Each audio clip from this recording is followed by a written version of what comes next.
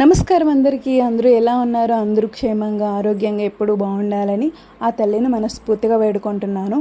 అయితే ఈరోజు అమ్మవారు మన ముందుకి లలితా త్రిపుర సుందరి దేవిగా వచ్చారన్నమాట.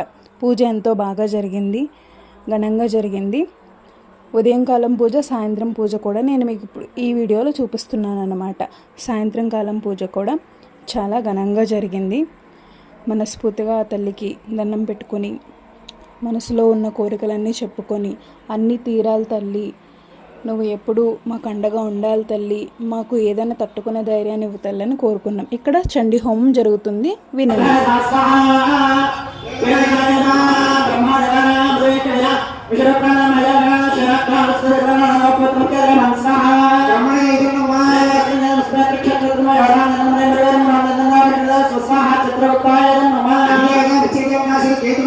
स्वाहा